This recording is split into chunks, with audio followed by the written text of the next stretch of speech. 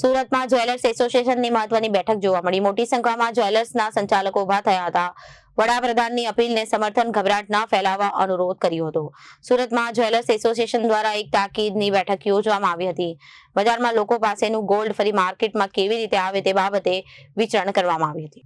સુરતમાં જ્વેલર્સ એસોસિએશનની મહત્વની બેઠક જોવા મળી. મોટી સંખ્યામાં જ્વેલર્સના સંચાલકો ઉભા થયા હતા.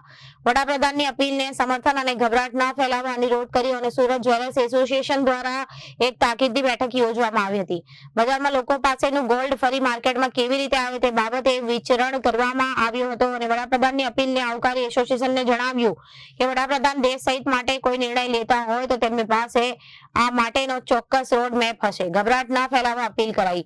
સોનાની આયાત ડ્યુટી વધવા છતાં બજારમાં કોઈ ગભરાટ ભરી સ્થિતિ ઊભી ન થાય તે માટે જ્વેલર્સ મિત્રોને આશ્વાસન આપવામાં આવ્યું હતું. દેશના મંદિરો અને લોકો પાસે રહેલા સોનાને કોઈ સારી સ્કીમ દ્વારા માર્કેટમાં લાવવામાં આવે તો રિસાયકલિંગ દ્વારા આગામી 1 વર્ષનો સમય સરળતાથી પસાર થઈ શકે છે. દેશ અને રાષ્ટ્ર પ્રથમની ભાવના સાથે સરકારના નિયમોને અનુસરવા જ્વેલર્સની તૈયારી દર્શાવવામાં આવી. મુશ્કેલ સમયમાં પણ ગ્રાહકોને સંતોષ મળે તો જ્વેલર્સનો વેપાર પણ ટકી રહે તે દિશામાં એસોસિએશન કામ કરશે. મારું નામ છે નિલેશભાઈ લંગારિયા. હું સુરત જ્વેલરી એસોસિએશનમાં વાઇસ પ્રેસિડેન્ટ છું.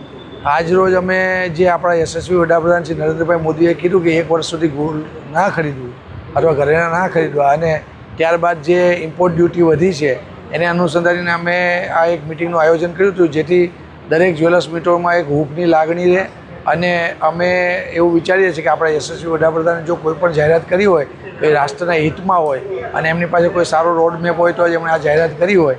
જેમ આપણા ઘણા બધા મંદિરોમાં, બેન્કોમાં એમ ઘણું સોનું સંઘળાયેલું છે તો એને પણ સરકાર કોઈને કોઈ સ્કીમ દ્વારા બહાર કાઢી અને એને માર્કેટમાં લાવશે, જેથી કરીને અમારો પણ બિઝનેસ ચાલશે અને આપણે બહારથી જે ઇમ્પોર્ટ કરીને આપણું જે વિદેશી ઉદ્યમો જાય છે એ ના જાય અને આપણું દેશનું સોનું દેશમાં રહી અને જ્વેલર્સનો વેપાર થાય એવું કંઈક ને કંઈક સરકાર પગલાં ભરશે એવી અમને આશા છે અને અમે હર હંમેશ રાષ્ટ્રની અને સરકારની સાથે છીએ. બ્યુરો રિપોર્ટ, જન આદેશ ન્યૂઝ.